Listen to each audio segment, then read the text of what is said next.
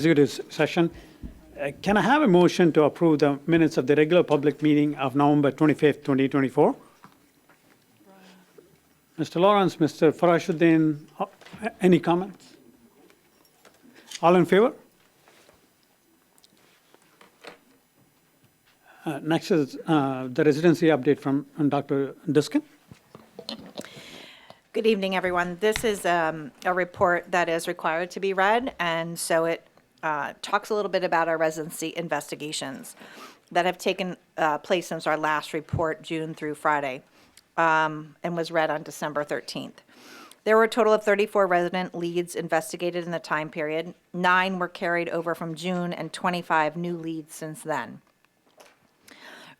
Just to make a quick note, the leads are from many sources: school administrators, other folks, continued tardiness that we look into. We think about information from other community members or teachers. So there's a wide source of leads that come to us, and we investigate. Of the 9 carryover leads, 2 are still in process, and 7 were resolved with a paper check and a surveillance process. Of the 25 new leads, 6 are still in process, 18 were resolved by the paper check or the surveillance process. Of the 34 leads, 8 withdrew from our school as a result of the investigation process, and we were able to verify Millburn residency for 17. There were 6 families representing 9 students who were referred for the residency hearing process. 3 families representing 4 students went to a hearing. Of the 9 students referred to the hearing process, 7 were found not to be domiciled here, and 2 subsequently provided documentation verifying their residency. And that concludes my report for residency. Thank you, Dr. Diskin. Next is the board president's report. I'll keep my report short.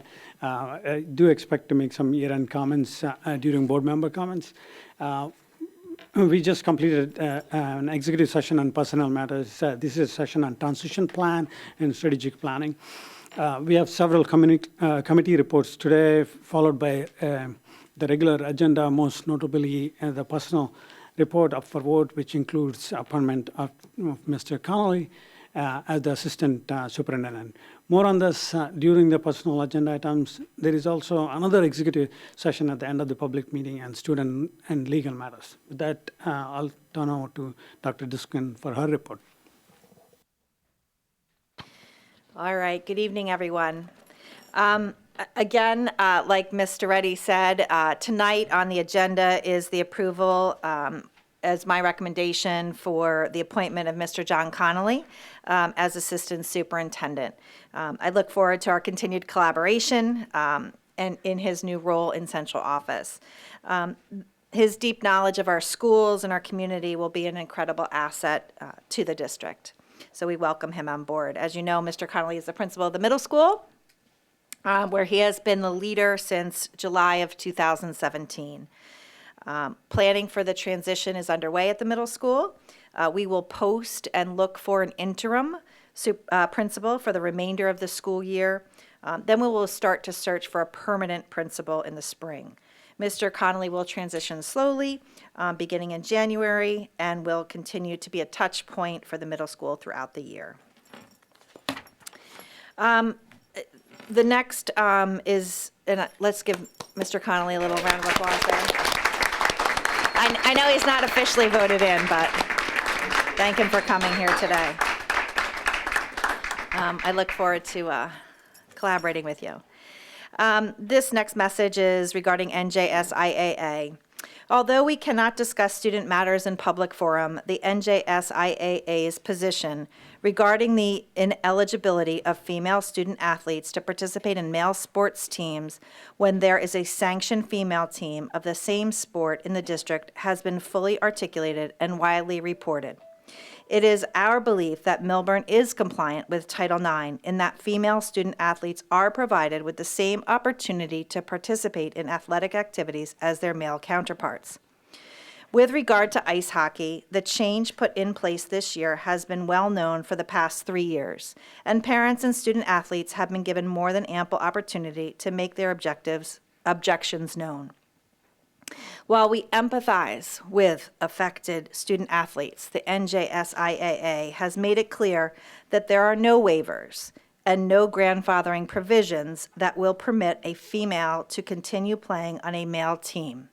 The district has to follow the NJSIAA guidelines and regulations or face sanctions and/or have the team be deemed ineligible to compete. We respectfully suggest that any concerns be addressed directly with the NJSIAA, as we are without the authority to override its rulemaking decisions. In regard to our communications update, we have already begun and will continue in the new year to expand our communication modalities. I will continue to offer and host coffee chats. We have some being set up with the individual school PTOs. I also look forward to planning and developing a podcast and a Superintendent X channel that will be as part of our website. These will be areas to share important events and good news throughout the district. In addition, we'll be updating our website to include information for the community on such topics as assessment results, college and career outcomes, high school course enrollment, standardized testing, and JSLA, and getting a parent portal up and running for Linkit, as well as our district enrollment. As always, we welcome feedback on how to improve our website and our communication efforts. Recently, the finalized report for the equity audit was posted. The insights gained through this process provide a comprehensive overview of the district's strengths and areas for improvement. As we review those findings, our next steps will focus on developing actionable strategies aligned with board goals and community expectations. We are committed to the transparency and accountability as we create a district where everyone feels included, respected, and supported. The findings were not easy to read. They provided critical insights that will guide our next phase in the community. Our district is committed to turning those insights into actions. We already are beginning that important work, developing actionable strategies, engaging in professional learning opportunities, collaborating and talking with families, students, and community partners, and then implementing measures to track our progress. So we encourage all community members to stay engaged, ask questions, and contribute to the dialogue as we advance the critical work together. We do have a lot of work to do, and I thank you for your partnership as a Board of Education, a community, staff, administration, and students in supporting this ongoing essential work. And with that, we've had some exciting events. We've had TREPs at South Mountain and Wyoming. Fourth grade entrepreneurs at South Mountain and Wyoming School recently had the opportunity to showcase and sell their products at the TREPs Marketplace held on Thursday, December 5th. These great entrepreneurs created and displayed outstanding products while exhibiting great professionalism and enthusiasm. South Mountain School's first grade author celebration. The first grade author celebration at South Mountain was a great success. Parents and staff interacted with students, listening to their stories and celebrating their students' writing achievements. It was a memorable experience for all those students and families at South Mountain. Our Millburn High School Robotics VEX signature event. Congratulations to our Millburn High School Robotics Team 745R, Millburn Riptide, who recently competed at the prestigious VEX Robotics signature event held in Worcester Polytechnical Institute in Massachusetts, where they were awarded the Excellence Award and marked a historic milestone as the first New Jersey team to win this award in the history of VEX Robotics. The Excellence Award is the highest honor at VEX competitions and requires teams to excel in robot performance, engineering design, and overall professionalism. This victory secures the team's spot at the 2025 VEX Robotics World Championships. Thank you so much to our team, our coaches, and all those that support the robotics team at the high school. I think they deserve a nice round of applause for that. We have additional news with the Millburn Middle School chess team, the 8th grade national championship. They did an amazing job as well. So congratulations to our 4 Millburn Middle School chess players who won the 2024 National K-12 Grade Chess Team Championship. And that took place on December 6th through 8th in National Harbor, Maryland. These chess players, more than 2,700 of the nation's best scholastic chess players from 45 states competed in the event. Eighth graders Bobby Kwan, Ryan Zhu, and David Zhang, and Max Lin went through several rounds of intensive competition in 3 days. They defeated 20 other teams from across the country and won the 8th grade National Team Championship trophy for the Millburn Middle School. So congratulations. And this week, the Honor of Code is part of our Computer Science Education Week, where our students worldwide and across the world participate in a 1 hour of coding activities that introduce computer science basics. Washington School held its 7th annual Code Day on Friday, December 13th, and organized by technology facilitator Bridget Cunningham. With all events, innovation, dealing with STEAM Museum and working with Tinker and coding. It was just really cool to go see that. Also this year, the middle school mashers and STEAM peer leaders were excited to offer the Hour of Code during the study hall as part of their commitment to fostering students' interest in computer science, problem-solving skills, and highlighting both the middle school core values of responsibility and citizenship. Caring Kids Gift Drive, one of our favorites. The Caring Kids wrapped up their 14th annual, and I have some good data facts here, that they wrapped up their 14th annual holiday gift drive in celebration for the New Jersey Regional Day School in Newark. They held their annual gift wrapping, card making, and chocolate treat dipping celebration on Saturday, December 14th, with many students and community members attending. Special thanks to Sharon Cohen and Kim Moore for their tireless efforts to bring these gifts to these needy students during the holiday season.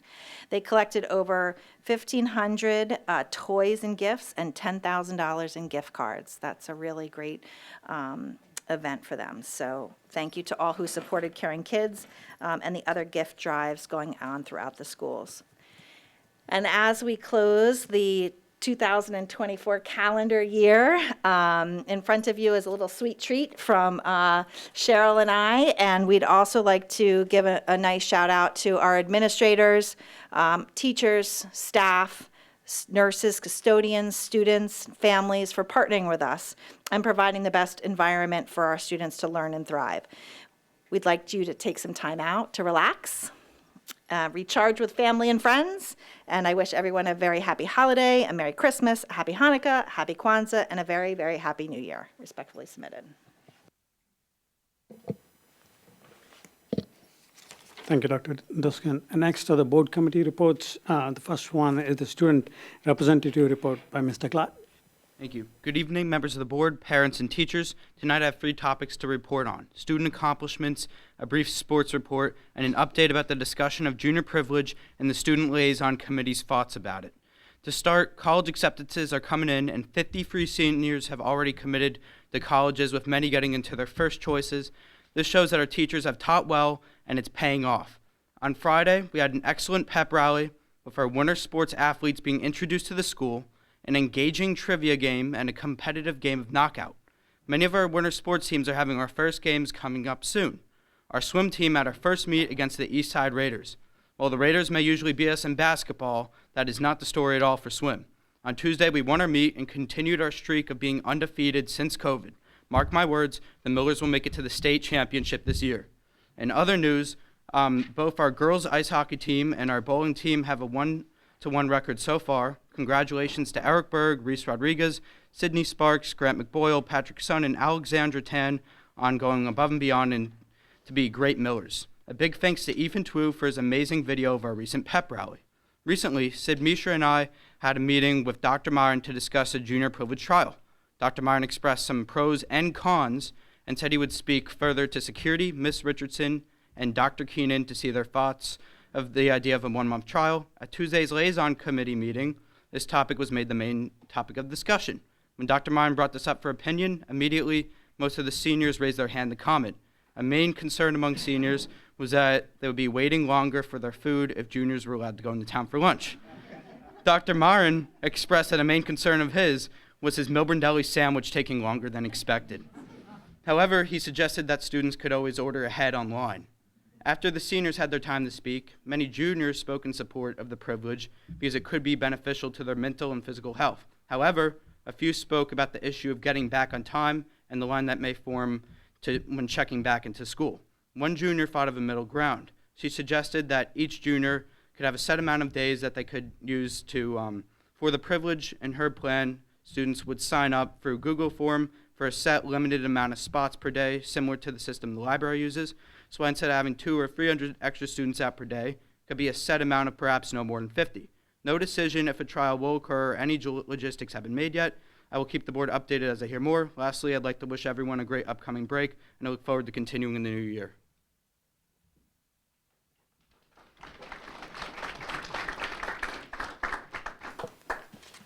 Thank you, Mr. Glad. Any questions, comments from board members? Next, we have the Negotiations Committee report by Mr. Hendricks. I have 2 meetings to report on. First, the MAA. There was a meeting on Monday, December 3rd at 4:15 p.m. Board members present: Chris Heinrichs, Vishwal Reddy, Asaf Farashuddin, Priya Shivani. Staff present: Cheryl Snyder. Board counsel: Mark Tabakin. MAA members present: John Leahy, Kristen Muller, Kelly Salazar, Peter Mercurio, NJEA, Louis Delgado. The meeting started at approximately 4:15 p.m. The MAA and the board continue to discuss proposals. We have another meeting already scheduled for December 18th. The meeting ended at 7:10 p.m. Respectfully submitted.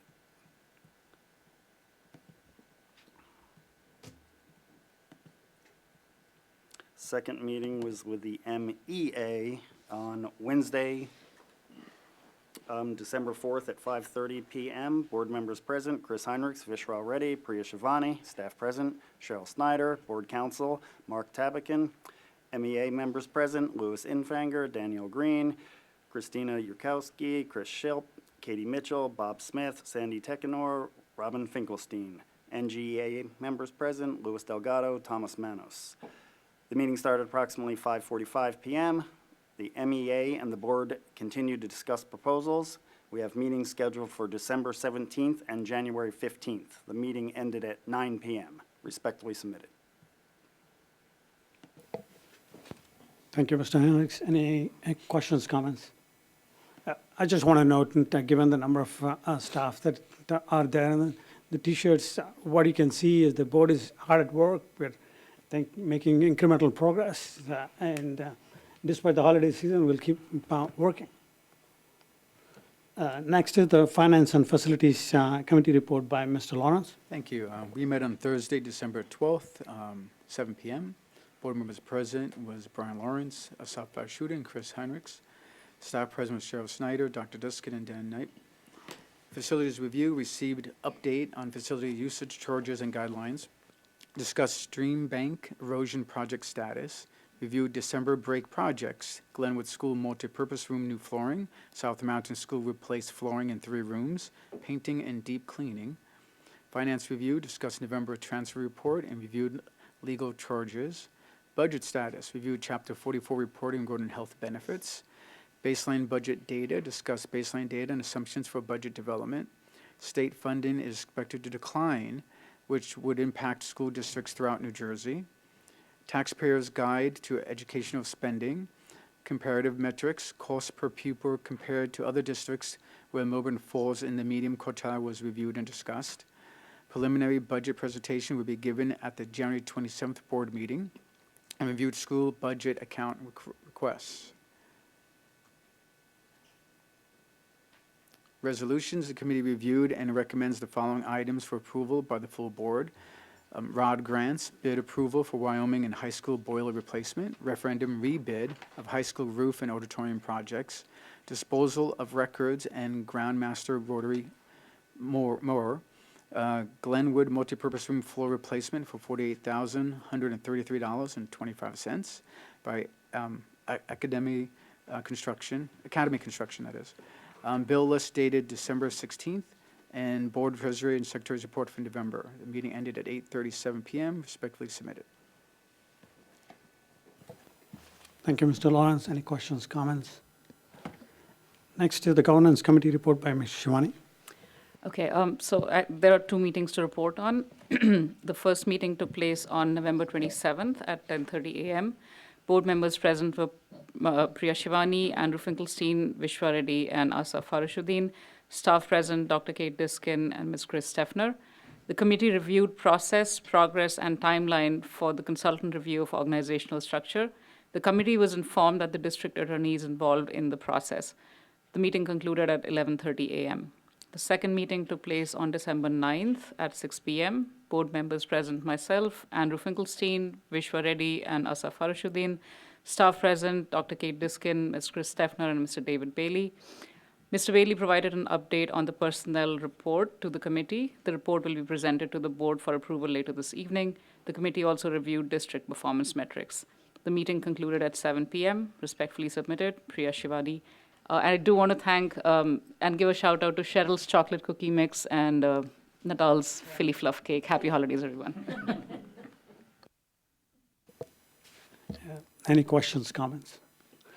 One thing that I want to note about the performance metrics, it's to fulfill the board goal number 4, which is to formulate annual internal and external metrics needed to assess and act on district progress. The idea behind this goal is to solve, for now and also for the future boards, since a problem this board faced at the beginning of the year, namely access to the data to validate the hypothesis of the community regarding both AP course access and grading. As the committee formulates these metrics, we invite the community to provide feedback on the metrics that will help our community, both voters and the staff, to understand the performance of the district without operas or any other hoops to jump through. While giving feedback, please keep in mind that the data should help us understand if you're moving in the right direction. The effort is not to necessarily quantify it to the nth degree. Next is the program committee report by Mr. Finkelstein. Yes, thanks. The program committee met on Friday, December 13th at 2:30 p.m. Board members present, Andrew Finkelstein, Jen Bethena, Cynthia Longley-Richards, and Priya Shivani. Staff present, Dr. Diskin, Ms. Steffner, Ms. Graff, Ms. Young, and Ms. Martin from curriculum, and Mr. Connolly. The discussion was middle and high school course pathways, specifically for math and science. Ms. Martin presented a draft presentation of new math pathways for middle and high school. The goal is to establish a double accelerated math program beginning in middle school next year. This would allow students to take calculus by 11th grade instead of 12th grade currently.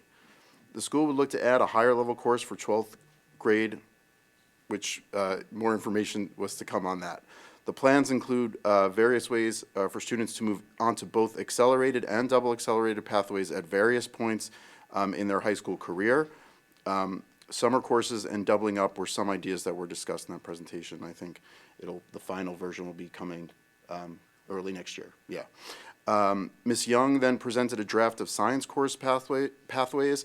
The focus from the science presentation was to provide more AP opportunities for students by potentially opening more options for 11th and 12th grade students. Ms. Young also presented peer school information on their science pathways and how Millburn compared and contrasted with them. And then following that, there was a brief discussion on the general AP access and thoughts going into sort of that process coming in the spring. The meeting finished at 4 p.m. Thank you, Mr. Finkelstein. Questions, comments? Next to the business administrator report by Ms. Schneider. We had 3 mid-openings last week, and we're looking to approve 2 of the projects this evening. The boiler replacements at Wyoming and Millburn High School, which are partially funded through state grants, and the high school auditorium project, which is part of the 2023 referendum.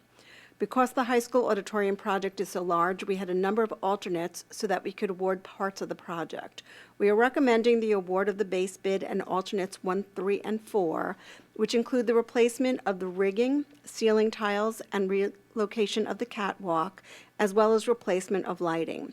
Alternates 2 and 4 have to do with updates to the lobbies and the sound system, both of which we are recommending that we address directly rather than through the general contractor.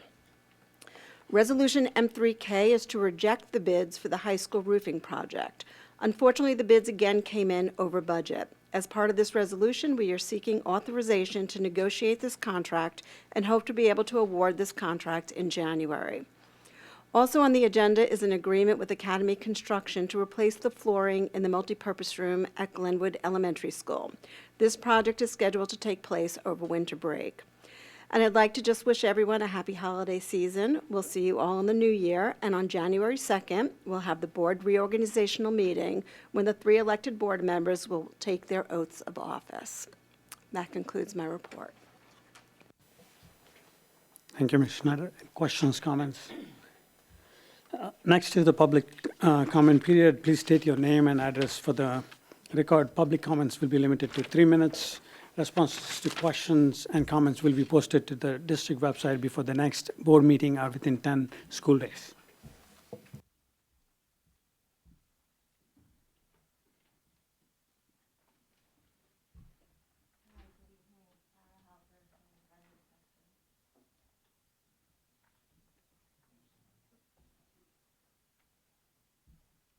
Check, check. Hi, good evening. Tara Halpern from Glenwood section. First of all, it's so amazing to walk in here and see some of our old Glenwood teachers who absolutely formed the foundation for my kids' success in the school. So I just want to give them a cheers and thank them again for all that they did. And they did a lot. And I just wanted to highlight 2 issues that I think have come up since the beginning of the year that I'd like you guys to look into. One is, I remember Mr. Connolly mentioning something about how they're testing out the retesting system at the middle school. And my understanding is that some students have in fact gotten the benefit of retesting. That could be rumor, so I don't know if that's accurate, but I'm throwing it out there just to make sure that all students are given an equal look when it comes to assessing their placement for the following year. The other thing that I've brought up to the board before, and I just would like fresh eyes to take a look at this, is that we have an issue in the high school, and probably in the middle school too. You know, I understand that teachers teach with different styles and grade harder, less hard. Different students learn in different ways, but my concern is that when you have, let's say, for example, a CPA English class in the same grade where you have one teacher who gives 20% A's and the other teacher gives 1% A's. And I'd really like the board and the administration to take a look at that and see if there's a way to equalize that so that students who get the quote-unquote hard teachers don't always have to be the ones to get the lower grades. And it certainly shouldn't be the case that one accelerated class is averaging 20 points lower than any other accelerated class. So that's it. Thank you guys so much for all your hard work. Happy New Year, happy holidays, and thank you. Thank you, Ms. Halpern. Hi, my name is Sandra Marianelli, and I know many of you as well as the teachers, and I like to also echo great gratitude to the teachers that have nourished and helped my children through the school years. I live in the Deerfield section, and I'm a member of the community with children in here. I am here to speak out for some families and children in our district that are struggling with our schools to address their children's physical and mental health issues. Reaching out to the schools to try to make an appointment or to see them to address these apparently are not enough. I would like to ask, how is a parent supposed to communicate with the schools regarding their child's physical, emotional, and mental well-being, particularly when such communication is initiative and not just by the family, but also by child's physicians. And unfortunately, these requests for meetings go without response or any dialogue. There are local, state, and national laws, regulations, and policies that require such communication, yet it appears sometimes our district frequently chooses to litigate instead of having that conversation with the parents, and refuse direct dialogue and cooperation between the parents and schools. It seems the district is forcing families into litigation, and that's what parents don't want, right? They don't want to be in litigation with the school. I worry also because as a member of the community, we have legal representative for the schools, and with unlimited funds, it is very difficult to challenge and litigate with unlimited funds. And it's our tax-paying money that goes to this, and sadly, that money could be going to another school, another student that would need an IEP. There is talk among our community that even though Millburn School District upholds the residents and students to policy, that sometimes, I'm told furthermore that they modify it.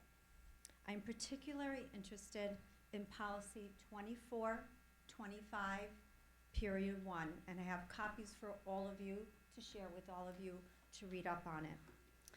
It's independent study physical education, which has been denied to use by many children in the past. In short, it states that all students who compete at an elite and national level and rigorous training that exceeds over 18 hours a week will be excused from physical education and placed in study hall. This policy has no age, no grade or school restrictions, as it currently written and adopted by the prior Board of Education numerous times, not just once. I would guess policy 2425.1 was created and adopted to maintain well-being at high-level athletes, particularly the younger middle schoolers and elementary. To allow PE exempts for all children, but disallow some consideration for some. There is no state, no national statute that prohibits such exemptions. We all moved to Millburn for great schools and community. The community is wonderful. The schools are wonderful. Ms. Marinelli.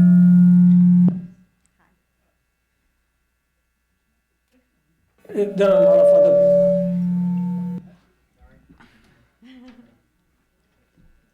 I just would like to say, back in October 28th, someone did ask, and I don't think the board has answered.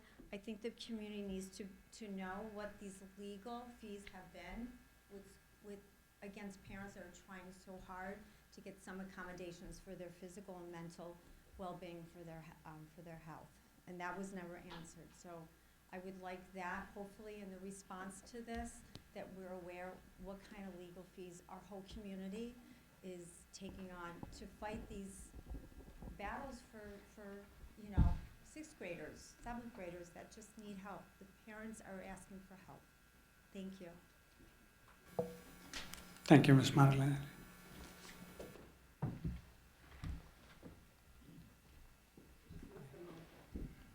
Hello. Hi.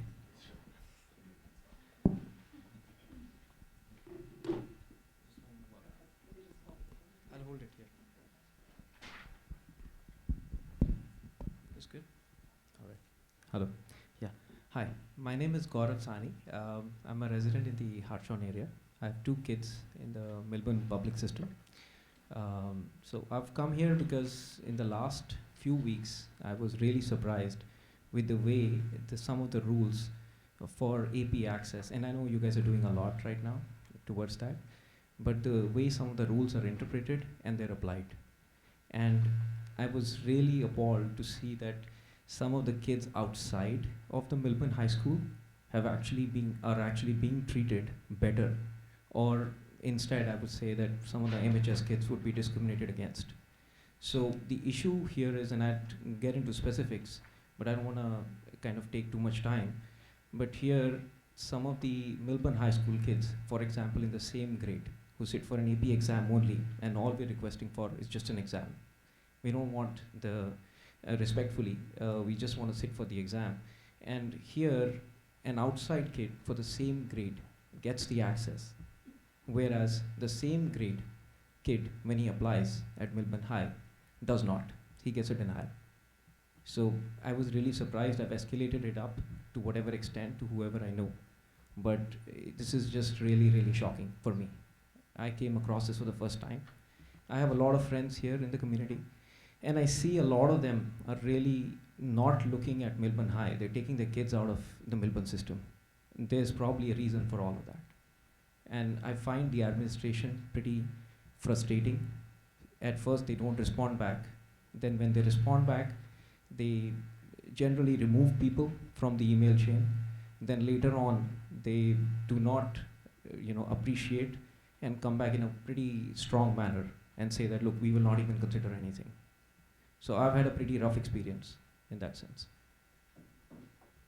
There are policies here, rules here that you guys are responsible for, and I think some of the rules are pretty arbitrary. And I can go into more depth, but I just don't want to take everybody's time. Thank you. Thank you, Mr. Sani. Hello, my name is Samantha Ryder, and I'm from 27 Parkview Drive in the South Mountain section. And I'm a senior here at Millburn High School.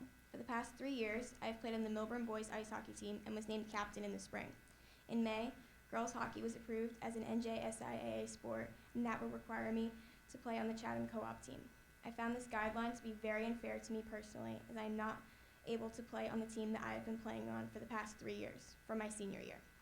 As well as being forced to not play on the team, the Chatham co-op team is under the Chatham school and is not a Millburn sport. Because the school told me my only option is to play for this unequal girls team, I wouldn't be able to be the captain of the team I was told I was going to be a captain for. This is something that I've worked really hard for the past 3 years. My dedication, commitment, and effort will be thrown away. The NJSIA has already responded saying that this issue is not their issue anymore because the rule had been set in place already. There was going to be no changes, including the process of grandfathering me in. But this issue is really with this school. Millburn High School is forcing me off the boys team and telling me that I should play on the Chatham co-op. Not only is this not my team that I've played on, it is not an equal program. The school may be offering me an opportunity, but it is certainly not an equal one. This season, Millburn is co-oping with Kearney and North Arlington. There is another girl who is a senior from Kearney, and she is allowed to play on the Millburn boys team while I am not allowed to play. This might be the most unfair part of this whole situation. I've been to 8 practices, 7 in my full equipment, and 2 games watching another girl skate with a team I am not allowed to play with. I wanted to be able to lead this new team, and I won't be able to unless the school district helps me. 3 years ago, the Millburn ice hockey program was on the verge of being shut down as the team didn't have enough players. Our athletic administration asked the 3 girls who played hockey to play on the boys team so the team wouldn't be shut down. Us girls decided to play with Millburn, and we were able to keep the program running. Now that the team doesn't need players and the guideline was created, I am now being kicked to the curb and would have to play on a new team with new players and a new coach. I'd be going in as a first year when it is my last year playing. High school sports have always been a huge part of my life, as I am a 3-sport varsity athlete, and this year I will have collected 10 varsity letters. Dr. Diskin, I am speaking to you from a female position. I am asking you to support me. This is not an NJSIA decision. Through equality, you can let me play. I hope you take the time to consider my situation, as it is unique to others, and I hope you help me finish my high school hockey career on the team that I helped keep alive, build, and should be playing on. After this meeting, I will be going to my game that I'm missing right now and going to watch in the stands, and I really wish I was playing. Thank you.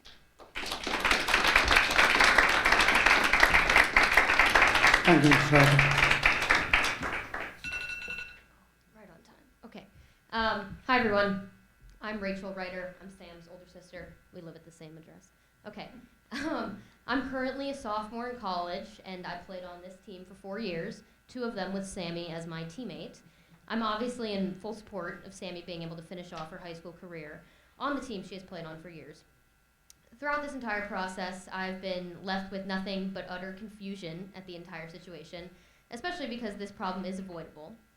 With the NJSIA stating that equal opportunity must be met between both the girls and boys programs, it is absolutely naive to say that these 2 programs are equal. You're not granting her the opportunity to play on an equal basis. Also, this is not taking anything away from the girls program at all, because I truly want that program to thrive and reach the same level as the boys. But at this moment in time, it is not there yet.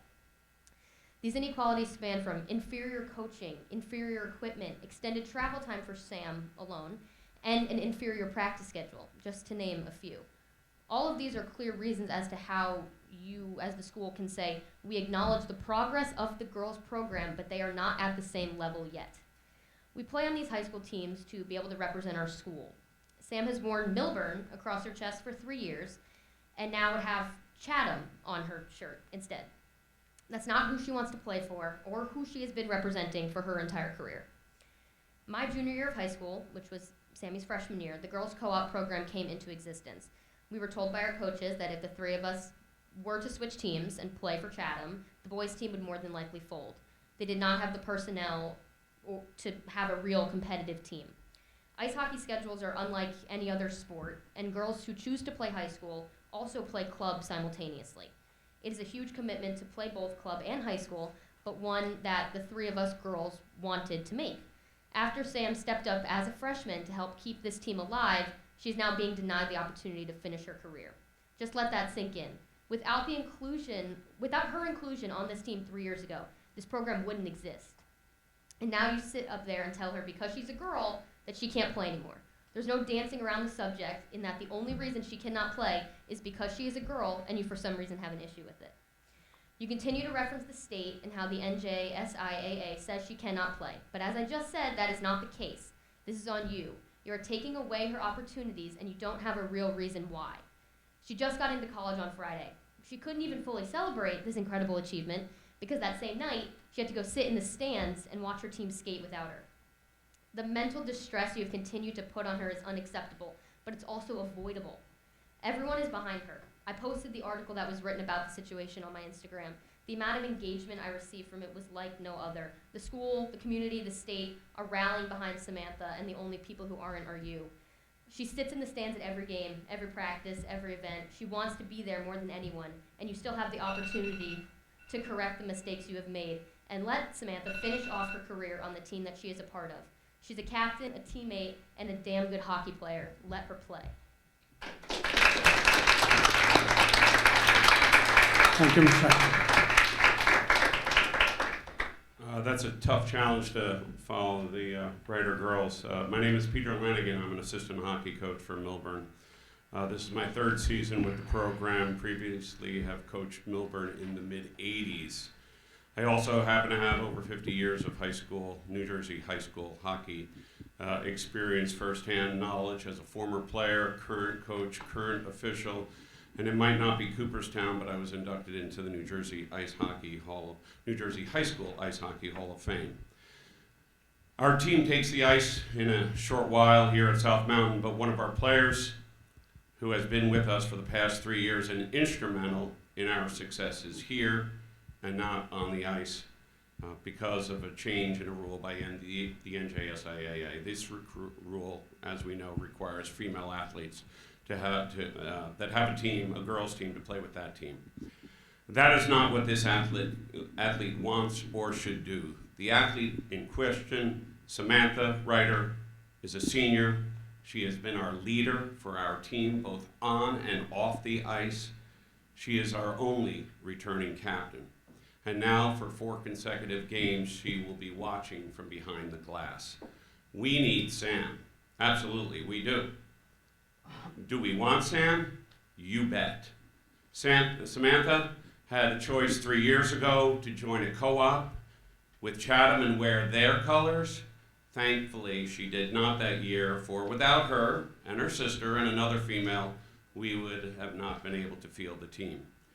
So she plays 3 years, makes the commitment, and now she is told she is no longer necessary, needs to play with Chatham. Interestingly, as you've already heard, Millburn, who has a co-op with Kearney in North Arlington, has a female on our team. That female is on the ice tonight, and our girl Sam is not. I hope you see the problem here and can help us to get her on the Millburn boys ice hockey team. We have our girl on the team. We have already played against teams who have females and will continue to play against other females on other teams. I believe all of it would take a little pushback from the NJSIAA to ask the question, what would be the penalty if Sam played with us? We're already willing, if the penalty is to avoid states, to give that up. Everyone on the roster is behind Sam. So we do not want to kick her off the roster. She is gifted, intelligent, and one heck of a hockey player. Sam plays at a high level outside of high school. She's a competitor, a leader, and a great representation for the Millburn School District. We want her, we need her, and quite frankly, it's hurtful to see Sam here and another girl on our team playing. So I thank you for your time. Thank you, Mr. Ryan. Hi, my name is Jason Liebersfeld. I'm a resident at 44 North Road in Short Hills. I'm here to support Sammy Ryder. I'm not going to take up too much time. I just want to make one comment.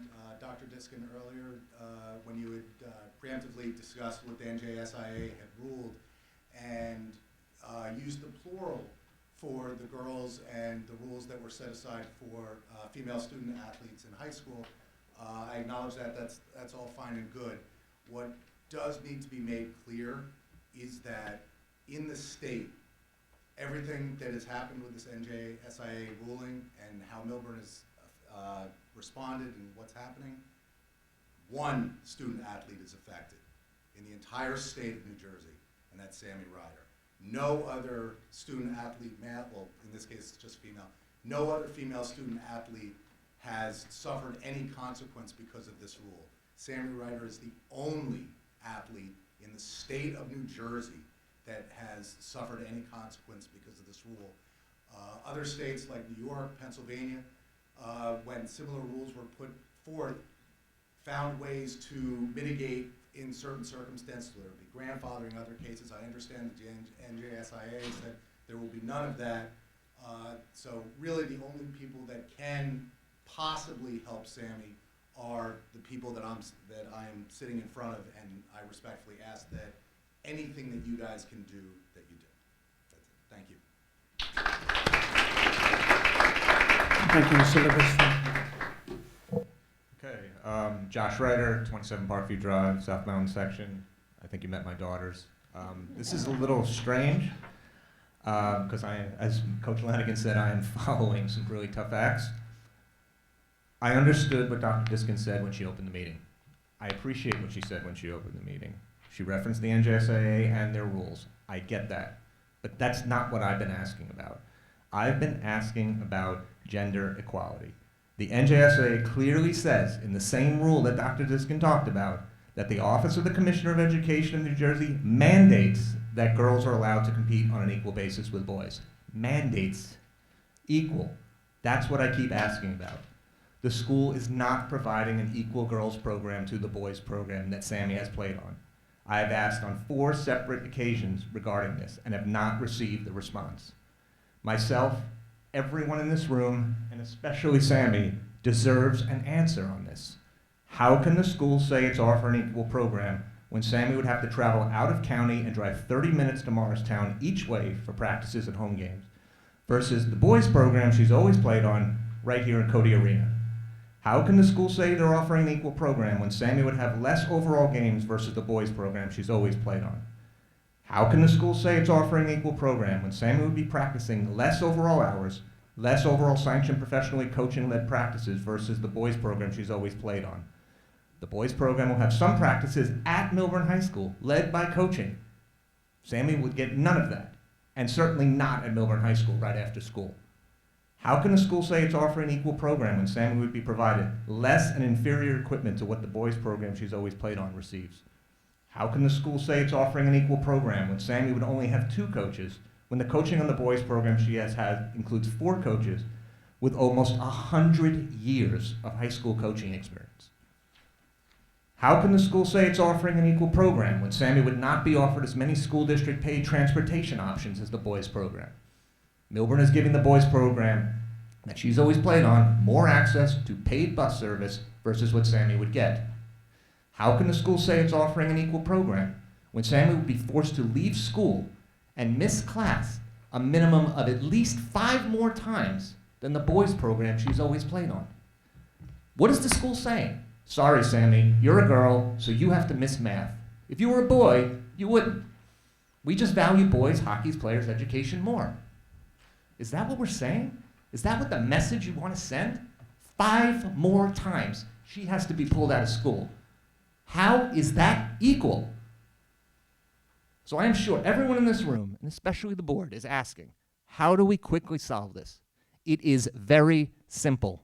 You offer the opportunity to try out for the boys program to any girl that wants to play hockey. If a girl passes on it, that's fine. You offered it. You're compliant. There's one girl that's going to take it. One girl's going to take it, and that's it. I'm going to tell you, if a boy needed to use the bathroom in class and they got a pass from the teacher and it was 10 feet away, and a girl got a pass to use the bathroom and it was 20-minute walk, and the boys had 10 toilets and the girl had 1 toilet, would you say that that's equal? Because that's what's happening. Yeah, you offered her a toilet. It doesn't flush. It's 20 minutes away. But hey, we offered it. It must be equal. I think it's time we really consider the equality. You as a board, or really Dr. Diskin, all you need to do is say, we do not offer 2 equal programs. My daughter said it better than I'm going to be able to articulate it. We have a program. It's not where we need it to be. We're going to offer we have to offer every girl the opportunity. They're all going to say no except for one, and this thing goes away. Goes away. It's that simple. To say that the NJSAA will not or will sanction you, that's nonsense. I've read the sanctions. I have the sanctions here. The sanctions say that at a maximum, they would have to vacate their wins. That's the maximum. The minimum is they send a letter, they may give you warning. I don't think they're going to say anything because nobody cares that a girl is playing on a boys' ice hockey team. Nobody cares. It's time for someone to step up. And I'm going to say this, and I wrote it down because I think it's important to say, and this will be the end, I'm sorry, President Reddy, hopefully I can just say this last part. I'm asking you, Dr. Diskin, you're a woman, you have a doctorate, you've reached the highest possible position in Millburn School District. You got here because of backbreaking efforts and sacrifices by many women before you. They were told no because they were women. Those women stood up and said, this is wrong, I will fight. And you and my daughters have benefited from those women who said that. It's time for you to do that. It's that simple. You don't like the NJSAA's ruling? You have unequal programs? Let them challenge you. Let them challenge you and say, hey, we're going to sanction you. We're going to make you write a letter or say you're sorry. Do you think anyone really cares that Sammy Ryder's going to play boys hockey? You think she's that, you saw her, she's that intimidating? You think she's going to, I mean, I'm sure a lot of people think that this girl hockey player was going to come in here and wreck the room. Look at her. No one's going to care. I need you to stand up. I need you to challenge the NJSAA, and I need you to be the role model for women in this community. Thank you, everybody.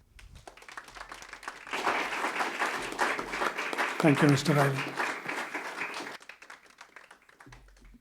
Good evening. My name is Jeanette Glass. I live at 348 Old Turtles Road. I'd like to speak about another student athlete in our community. And as another person said, the district's ability to interpret policies to their liking and benefit. As many of you know, I have a son who's a gymnast.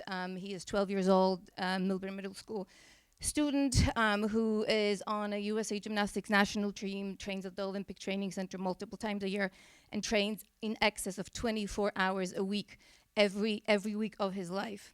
There are clear policies in our district that say students such as that who train in excess of 18 hours a week will be excused from being placed in study hall. The district and Dr. Diskin are refusing to use their own policy as they're claiming interpretation to high school. There's no such thing as interpreting legal documents. It says all students. I'll pass it on to everybody. And as a matter of fact, I did speak to the athletic director of high school. He says he has no knowledge of this policy, meaning this policy is not created simply for high school students. The policies that are created for high school are under the policy 5460, option 2, and PEO option that clearly specify and restrict high school, grade 9, 10, 11, 12. This one does not say that. Policies like that are created to protect children's physical, mental, emotional well-being. These children, high-level athletes, really could benefit from reprieve and the rest and time that they need for their physical, mental, emotional well-being.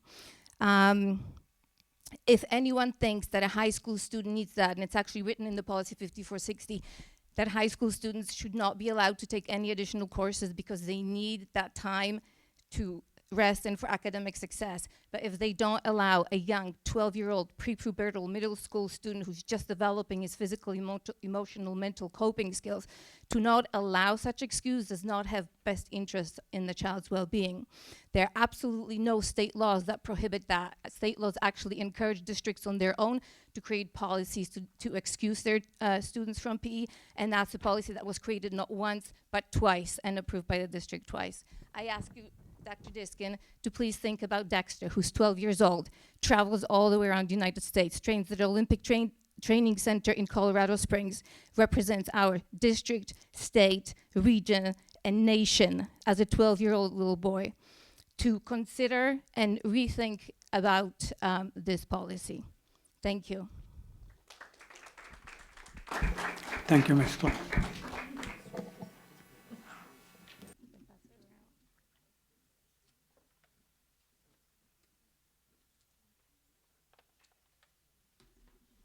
My name is Jeffrey Feld. I live in the poet section. I was going to speak at the end of the meeting, but what I've just heard in the last 20 minutes, I had to address this board. I don't believe we're going back to 1898, separate but equal. Let the girl play. Everyone on her team wants her to play. What's the risk? That they have to forfeit at the end of the season? She enjoys. She's a captain. Her peers elected her to be a captain. What are we thinking? All we heard today is maybe we should have accelerated calculus. How many kids are you talking about to be in accelerated calculus for their senior year? I think we're shifting our goals here. I think we need an ombudsman to stand up for the rights for Sammy, where the boy who's the Olympic trainer, to hear what the rules are. Because I think in this town, there's a war of attrition. Local government, whether it's the Board of Education or the TC, would rather litigate than meet and settle a matter. This is getting ridiculous. I've asked you to start telling us the cost of your change of your attorneys that you did mid-year. How much more money have we been spending on litigation and all these other matters? This is getting ridiculous. We heard before, the state is cutting funding. We don't want to be what's happening in Wayne's school system. We don't want to be like in East Orange where they have a $15 million hole. The future is coming. Let's focus on what the goal of education is. Sports and arts are important. Not everything is STEM. We have to teach our kids how to be critical thinkers, how to speak. Tech is now telling everyone that not everyone's going to be a coder. They had to change the skills. We had to be ahead of the wave. But I am shocked that we're going back to 1898 to the South, where we heard separate but equal. She should play. Her team wants her. Her coaches want her. Let her play tonight. Thank you, Mr. Feld.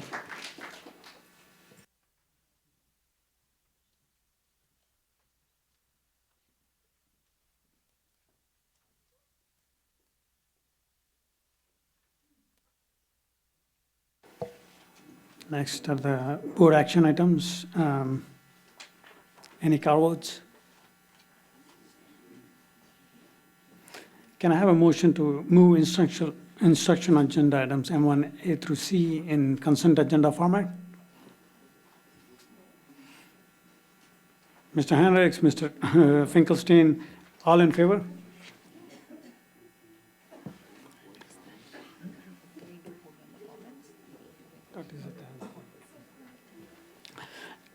Can I have a motion to approve instruction agenda items M1A through C in consent agenda format?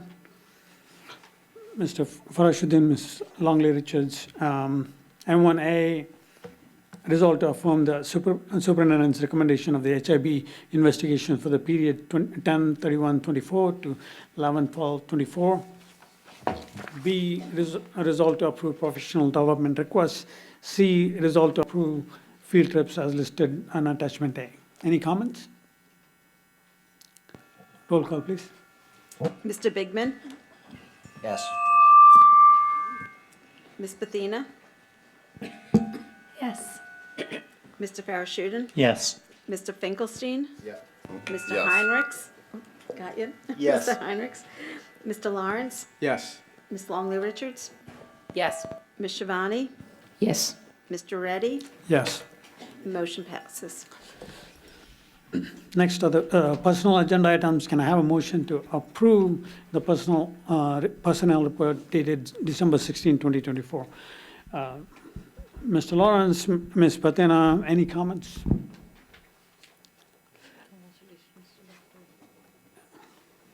Congratulations.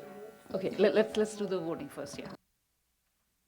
I think the comments come first and then the voting, so if you want to comment, now is a pretty good. So if it's a comment on the resolution, yes. If it's going to congratulate Mr. Connolly, you may want to approve him before you Okay. make those comments. Thank you, Ms. Schneider. Okay, roll call, please. Ms. Bethina? Yes. Mr. Farashudin? Yes. Mr. Finkelstein? Yes. Mr. Heinrichs? Yes. Mr. Lawrence? Yes. Ms. Longley Richards? Yes. Mr. Bigman? Yes. Ms. Shivani? Yes. Mr. Reddy? Yes. Motion passes.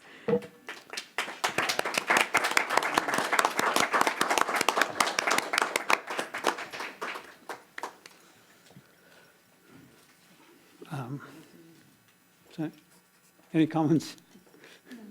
Yeah, no. Ms. Shivani? Yeah. Congratulations officially, Mr. Conley. Mr. Farashid? Yeah, Mr. Conley, congratulations. It's been my pleasure to get to know you when my two children went through middle school, and thank you very much. I would like to add, and I've interacted with Mr. Connolly with my two children as well. Mr. Connolly, in Mr. Connolly, we have a great success story. He's a Millburn School graduate who came home and has been instrumental in making changes at the middle school that were popular with the community. He knows the district well and has been a force for change. I expect great things from him in collaboration with Dr. Diskin in the coming years.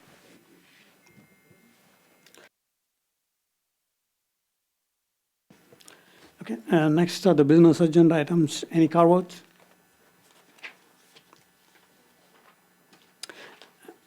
Can I have a motion to move business agenda items M3A through L in consent agenda format? Mr. Farashuddin, Mr. Hendricks, all in favor? Can I have a motion to approve business agenda items M3A through L in consent agenda format? Ms. Patina, Mr. Hendricks, M3A resolved to approve the budget transfers of November 2024. B, resolved to approve Treasurer of School Monies report for period ending November 30th, 2024. C, resolve approval on certification of Board Secretary's report for period ending November 30th, 2024. D, resolve certification that no major account or fund has been overexpended. E, resolve to approve bill schedule number 7. F, resolve to approve the disposal of public records. G, resolve to approve an experiential education of affiliation agreement, MSW, between Fairleigh Dickinson University and Millburn Township Public Schools for the period of December 1st, 2024 through July 31st, 2029. H, resolve to approve the disposal of 2002 Toro Groundmaster. I, resolve to approve a purchase agreement with the Academy Construction Inc. for floor replacement at Glenwood Elementary School. J, resolve to award the bid for the boiler replacement and HVAC upgrades at Wyoming Elementary School and boiler replacement at Millburn High School projects to Amco Enterprises. K, resolve to reject all bids for the rebid of the selective roof replacements at Millburn High School and authorize negotiations of a contract. L, resolve to award the rebid for the auditorium renovations project to Grove Contracting. Any comments? Roll call, please. Mr. Farashudin, Yes. Mr. Finkelstein, Yes. Mr. Heinrichs, Yes. Mr. Lawrence. Yes. Ms. Longley Richards. Yes. Mr. Bigman, Yes. Ms. Bethina, Yes. Ms. Shivani, Yes. Mr. Reddy. Yes. Motion passes. Any old business? Any new business? Board member comment comes after the second public comment period. Next to the public comment period, again, same rules. Please step to the podium. Next are board member comments. Mr. Finkelstein? Yeah, for the one parent, I don't know if they're still here, but who brought up the AP testing access. To clarify, there are two issues there that are getting confused, and it's a little complicated, and it is the call of Dr. Myron in the high school, but there's one of just giving a seat to a student because we have room and they don't attend Millburn High School, and a private school student would fall into that category. There's another category of Millburn students where we offer that exact class, asking to take that exam. And so there's just two different policy questions here. One, if we have empty seats, do we give them to kids to use them? And I just don't want the public to be confused that we're just saying no and don't denying a space. There's more policy issues that are involved in that decision that the high school and Dr. Diskin's team are working through. As I mentioned in the program committee notes, we're reviewing AP Access for next year, but we haven't obviously made any changes for that for this coming May. So, maybe things do change in the future, but as of now, the rules between, again, the high school staff and Dr. Myron and Dr. Diskin reviewing that application kind of are what they are. But again, it has nothing to do with sort of empty seats and kids from private schools. It's a completely separate issue.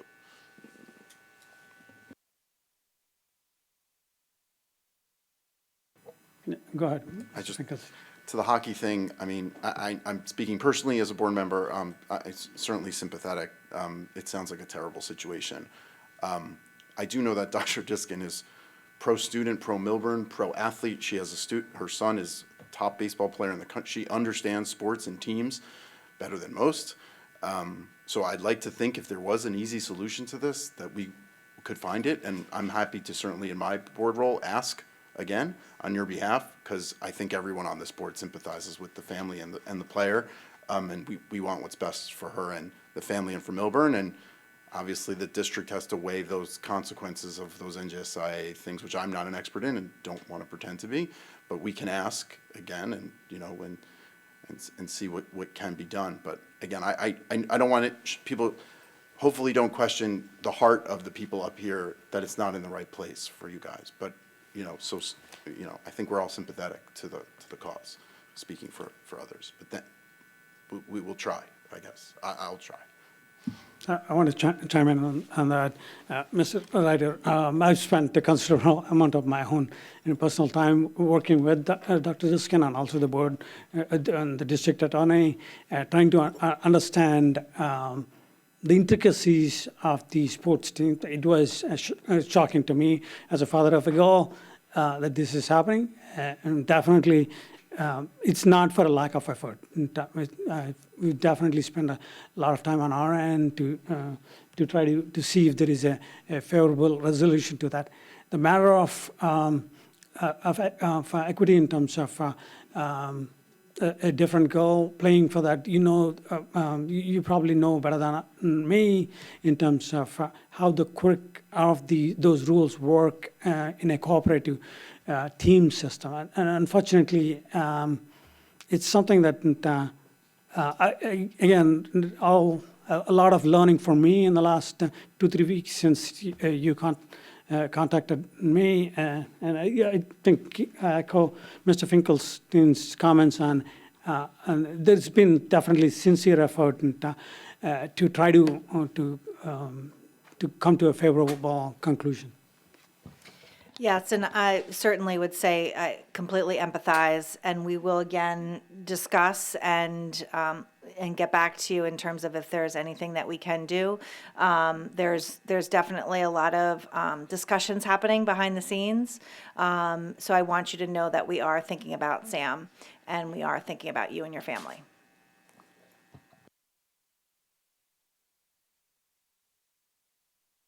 Shivani. Yeah, Mr. Writer, I do. So one of my daughters plays in the Millburn soccer club. I know you're behind all the soccer players. You're providing a great opportunity for the soccer players in town. I'm sure you are aware of one of my big frustrations when I was managing her team was that getting fields is so difficult, so challenging, right? So you're aware of the behind the scenes, what kind of challenges as the organizer, as maybe the leader, have to face. And again, it's not for lack of effort, as my colleagues have stated, but definitely, I mean, if it's worth anything, I'm so thoroughly impressed by both your daughters and how strong and determined they are. And I really do hope that we can find a solution. I mean, it breaks my heart what she's going through. So I will try my best, just like Mr. Finkelstein said. Thank you. Mr. Hendricks. Yeah, just want to echo the same comments. I'm sure you've tried. If there's anything else we could do for either Samantha or Dexter, I would definitely like us to explore that. I think one of the challenges we have is even our goodwill, the public probably does not understand why we're making these decisions, so we have to find a way to communicate the blockage better. I don't think it really came out in the just back and forth tonight between the comments and your comments. I had a little bit more background, so I somewhat understand it, but I actually really don't understand it. So if there's any way we can clarify, and I know we're bound by, we can't talk about particular students, so that may be one huge problem where we can't communicate effectively, but since the students are known, if there's something we can do, just kind of lay out, these are the rules, these are the problem, here's how we can avoid it going forward. Again, if there's anything we can do for Sam or Dexter now, certainly encourage that. We will discuss that.